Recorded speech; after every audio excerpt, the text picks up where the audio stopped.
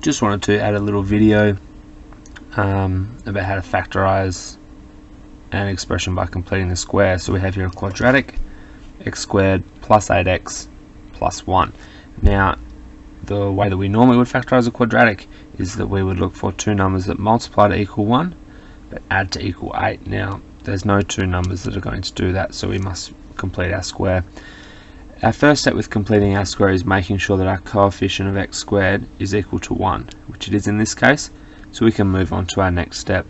Our next step is putting in our coefficient of x, or our b value if you like, if we're using the quadratic format of ax squared plus bx plus c. If we're using this format, then we are going to use this b value, the coefficient of x, which in this case is equal to 8. So we then put that into the equation of b on 2 squared, which is going to become 8 on 2 squared. Now 8 divided by 2 is 4, and 4 squared is 16. Now I'm going to use this 16 and I'm going to put it in to an equation. I'm going to manipulate this equation, and that is now going to become x squared plus 8x plus 16. Now I must also take a 16 because I need to make sure that my equation stays balanced. I can't just add a 16 in for no reason. I need to also take away that 16 so it's balanced, then include my plus 1.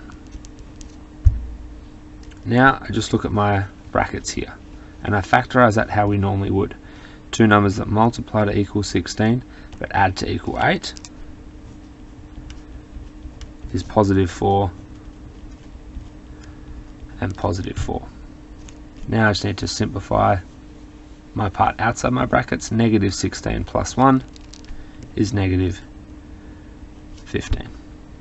Now this next step is the step where people find it a little bit confusing. We leave our brackets as they are, and what I'm then going to do, I need to take the square root of 15 and then square everything, because if I square something that has been taken to the square root, it cancels out and I still have just the number 15. If you put the square root of 15 squared into your calculator, your answer will be 15. So again, I have not changed this equation, I've just manipulated it. Because this is squared, I can now just add this into my brackets. X plus 4, take the square root of 15.